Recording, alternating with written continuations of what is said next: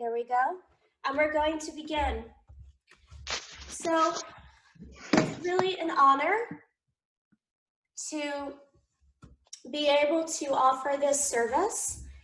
I've been asked so many questions in the last couple of days. So before I start with the practices, I want to just give some information to everybody.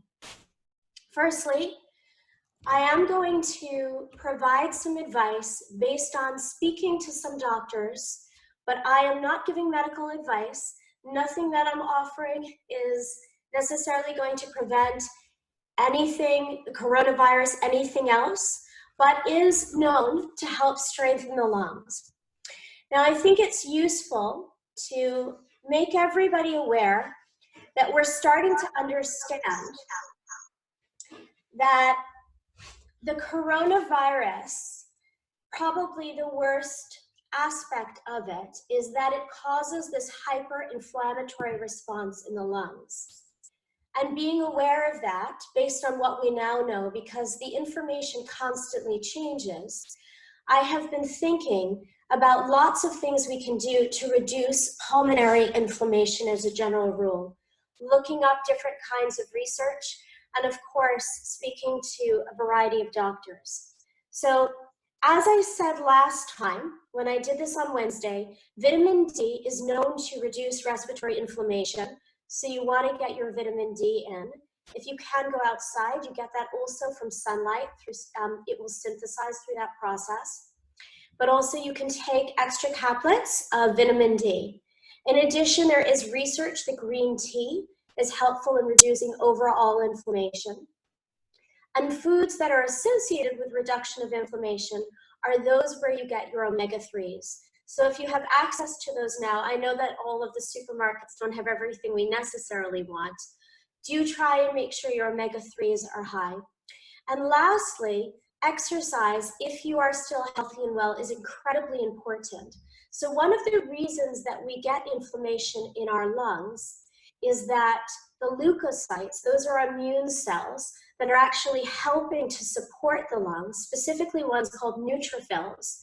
They increase when we're unwell, and they can increase ad infinitum in relationship to certain pathogens.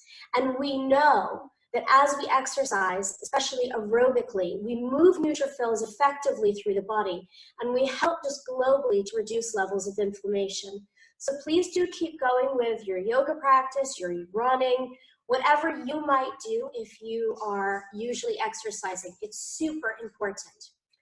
Now, on to other information to reduce inflammation. It's very interesting if we start to talk about the vagus nerve. I briefly touched on it on Wednesday, but I want to speak a little bit more about it because it plays a role in reducing inflammation, and it is active when we are breathing, very active. So the vagus nerve courses out of the medulla oblongata, and it moves throughout the entirety of the viscera. That's why it's called the vagus. It comes from the Latin word to wander. The vagus nerve courses through the entire respiratory tract, and it has lots of fibers, in fact, 80% of them that move from the respiratory tract up to the brain. That's why, because the vagus is also associated with relaxation, that we can use breathing to shift our state, right? Now, there's another piece of this that's really important. This nerve releases a special chemical, specifically a neurotransmitter. And one of the neurotransmitters it releases, and the primary one, is called acetylcholine. And we know that acetylcholine inhibits inflammatory factors. And just to be specific, pro-inflammatory cytokines. So when we breathe in slow, controlled ways, we activate the vagus specifically through sensory fibers in the pulmonary wall, right, so in the lungs, and that should help to reduce inflammation. Now, I'm not providing any promises, I'm simply talking about the physiological cascade. So in general, for all of us, doing slow controlled breathing is helpful in reducing inflammation, not to mention that it calms our minds, and we need something like this now.